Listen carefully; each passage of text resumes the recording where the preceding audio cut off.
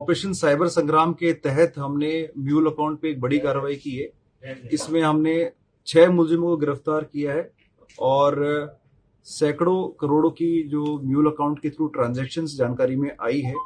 इनका जो modus operandi था वो इस प्रकार था कि ये बड़े कॉर्पोरेट अकाउंट करंट अकाउंट के रूप में खुलवाते थे और ये साइबर ठगों को फ्रॉड इन्वेस्टमेंट करने वाली कंपनीज को ये म्यूल अकाउंट प्रोवाइड कराते थे।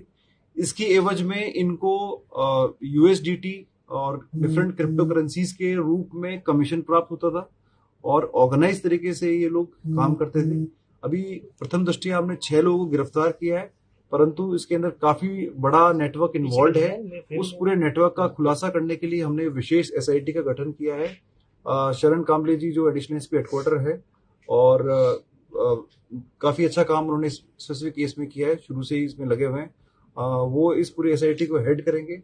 जो सीईओ सिटी हैं और हमारे जो लोकल सिटी के एसएचओज वगैरह हैं उनको भी हम इन्वॉल्व करेंगे और सारे लिंकेजेस को हम एस्टैब्लिश करेंगे। ये भी हमारे पास में जानकारी आई है कि जो बैंकिंग इंस्टीट्यूशन के गाइडलाइंस हैं उसकी भी अवहेलना हुई है, क्योंकि सैकड़ों की संख्या में इन अकाउंट्स के ऊपर कंप्लेंट्स रजिस्टर हुई, जिसके कि अलर्ट बैंकिंग इंस्टीट्यूशन को जाते हैं। उसके पश्चात भी ये अकाउंट्स चलते रहे और जैसे ही एक म्यूल अकाउंट या तो फ्रीज होता या फिर उसकी लिमिट क्रॉस होती तो ये दूसरा म्यूल अकाउंट यूज करते और लगातार ये लोग ऑर्गेनाइज तरीके से ये काम कर रहे थे। I4C का जो डेटा हमने एक स्पेसिफिक बैंक अकाउंट के लिए चिन्हित किया, उसमें लगभग 2 करोड़ के आसपास के फर्जी ट्रांजैक्शन थे। उसमें जब फर्दर एनालिसिस किया गया तो 41 करोड़ की साइबर ठगी की कंप्लेंट्स थी।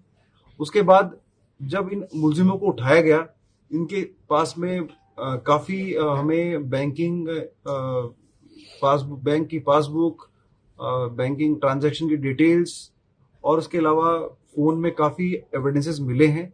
उन सभी एविडेंसेस का हम लोग विश्लेषण कर रहे हैं और भविष्य में इस केस के अंदर आगे के जो लिंकेजेस हैं उसको एस्टैब्लिश करने के लिए हमने डीएसटी टीम और जिले के अधिकारियों के विभिन्न अधिकारियों के नेतृत्व में विशेष टीमें बनाकर के मुलजिमों की गिरफ्तारी के लिए हम प्रयास कर रहे हैं। सभी मुलजिमों से एसआईटी टीम द्वारा पूछताछ की जाएगी, एविडेंस कलेक्ट किया जाएगा और इस केस को मजबूती से केस ऑफिसर स्कीम में ले जाकर के इंश्योर किया जाएगा कि भविष्य में इस प्रकार का ऑर्गेनाइज तरीके से म्यूल अकाउंट का काम लोग ना करें। ऑपरेशन संग्राम में पहले हमने पॉइंट ऑफ सेल जो फर्जी सिम बेचने वालों के खिलाफ, ऑर्गेनाइज तरीके से जो लोग बेच रहे थे उनके खिलाफ कार्रवाई की है। उसके अलावा म्यूल अकाउंट में ये सबसे बड़ी कार्रवाई जिले की है। इनफैक्ट राजस्थान की सबसे बड़ी कार्रवाई में से एक होगी और इसमें श्रीमान डीजी साहब की तरफ से, एडीजी साइबर क्राइम साहब की तरफ से, आई साहब की तरफ से, सबकी तरफ से हमें स्पष्ट निर्देश मिले हैं कि अलवर जिले के अंदर हमें अच्छी कार्रवाई करनी है और ऑपरेशन साइबर संग्राम की वन ऑफ द फाइनेस्ट कार्रवाई ये है। और भविष्य में भी लगातार जो टीम है हमारी वो पूरे सभी डेटा को जो I4C से हमें प्राप्त हो रहा है उसको स्टडी कर रहे हैं और इस कार्रवाई को करने के लिए हमें कम से कम 15 से 20 दिन का टाइम लगा। हमारी टीम ने जो एडिशनल एसपी हेडक्वार्टर उनके नेतृत्व में पूरे डेटा को एनालाइज किया। एडिशनल एसपी रूरल भी इसमें सम्मिलित थी। पूरी टीम ने दिन रात इकट्ठा मेहनत करके इस पूरे केस को डेवलप किया है और भविष्य में इस पूरी इन्वेस्टिगेशन को अंतिम कड़ी तक हम लोग लेके जाएं। सर, पुलिस कार्रवाई करती है बड़ी। देखिए, ऐसा है कि इसमें हमने जो नए क्रिमिनल लॉज में ऑर्गेनाइज क्राइम की धारा 112 जोड़ी है और इसके अलावा आईटी एक्ट के जो सेक्शन है वो भी नॉन अवेलेबल है। दूसरी बात, क्योंकि इन लोगों के खिलाफ सैकड़ों की संख्या में कंप्लेंट्स दर्ज है, वो सारा डेटा भी हम लोग जो है अटैच करेंगे। अगर बाकी जगह भी, बाकी जिलों में भी अगर मान लो किसी प्रकार की कोई कंप्लेन इनके अगेंस्ट होगी तो उसमें भी प्रोडक्शन वारंट पे उस कंसर्न जिले की पुलिस इनको लेके जाएगी। तो आपको मैं आश्वस्त करना चाहूंगा, कानूनी रूप से इन लोगों के खिलाफ सख्त कार्रवाई हम करेंगे। जो भी कानून में सख्त से सख्त धाराएं उपलब्ध हैं ऑर्गेनाइज क्राइम की वो हम लगाएंगे और इस पूरे नेटवर्क को हम लोग ब्रेक करेंगे। इसके अलावा भी म्यूल अकाउंट के और भी जो केसेस हैं हमारे पास उसमें हम लोग लगातार एनालिसिस कर रहे हैं, स्टडी कर रहे हैं। धारक है कि खाता धारक है, मूल अकाउंट धारक है? देखिए, इसके अंदर अलग अलग लोग, अलग अलग रोल है।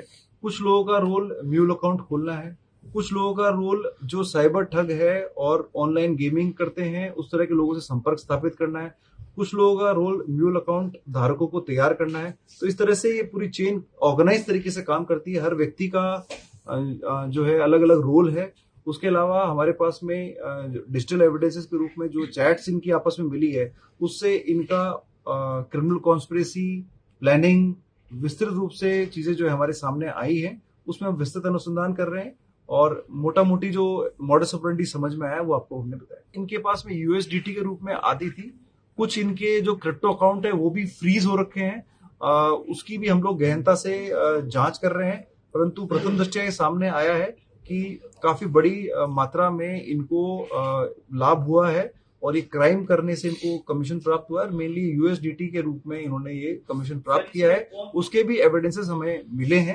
क्योंकि ये ऑर्गेनाइज तरीके से बड़ी संख्या में इन्होंने म्यूल अकाउंट्स जो है वो मैनेज किए हैं। तो इस संभावना से इनकार नहीं किया जा सकता कि बैंकिंग इंस्टीट्यूशन के कुछ लोग इसमें इन्वॉल्व हों। प्रथम दृष्टया कुछ बैंकिंग इंस्टीट्यूशन के कर्मचारियों और अधिकारियों के खिलाफ एविडेंसेस हमारे पास आए हैं, उनको पूछताछ के लिए बुलाया जाएगा और उसके बाद अगर उनका इन्वॉल्वमेंट पाया जाएगा तो उनको भी अरेस्ट किया जाएगा।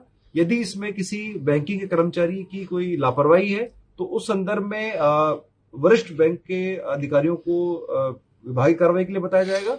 और अगर क्राइम में एक्टिव इन्वॉल्वमेंट है, जो कि एक दो लोगों का दिखा है प्रथम दृष्टया, उनको हम अरेस्ट करेंगे मुकदमे के अंदर और ऑर्गेनाइज तरीके से जो इन म्यूल अकाउंट की गैंग के साथ वो मिले हुए हैं उसमें उनकी भी अकाउंटेबिलिटी तय की जाएगी।